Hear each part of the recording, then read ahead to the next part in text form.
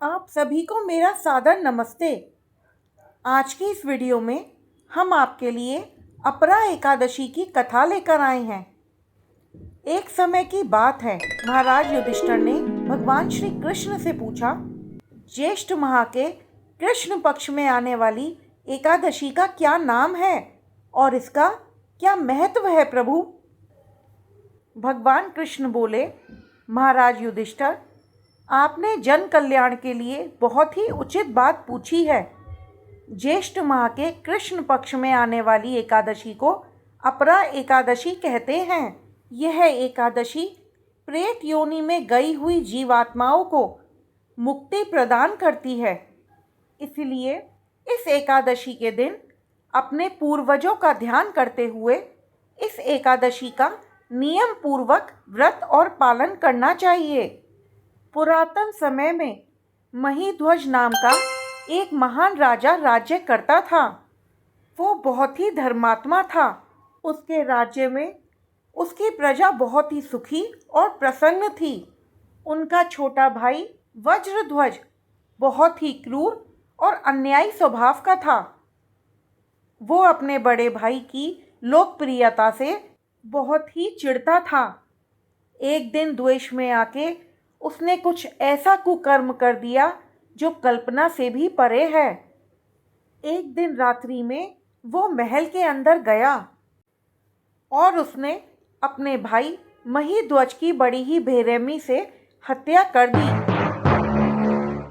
और उसके शव को बड़ी ही बेरहमी से नगर के बाहर पीपल के पेड़ के नीचे गाड़ दिया।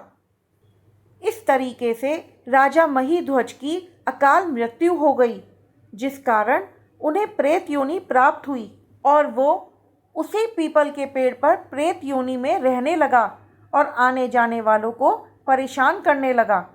एक दिन ईश्वर की इच्छा से महान ऋषि धौम्य उस पीपल के पेड़ के पास से गुजर रहे थे और वहाँ से गुजरते हुए ऋषि को उस प्रेत के होने का आभास हुआ और उन्होंने अपने तपोबल से यह जान लिया कि आखिर उसके साथ अतीत में क्या हुआ था और उसकी ये दुर्दशा कैसे हुई।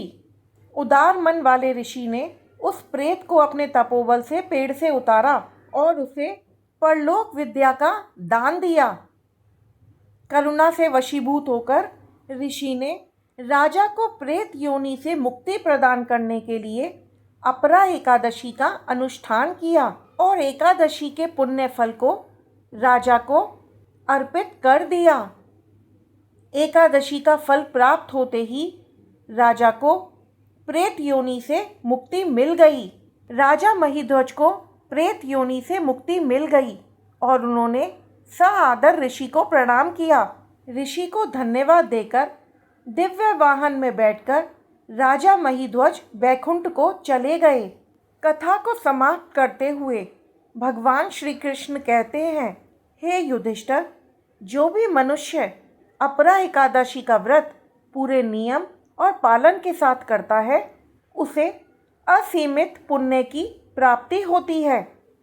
यह अपरा एकादशी ब्रह्म हत्या, भ्रूण हत्या और गुरु की निंदा आदि पापों से मनुष्य को मुक्ति दिलाती है।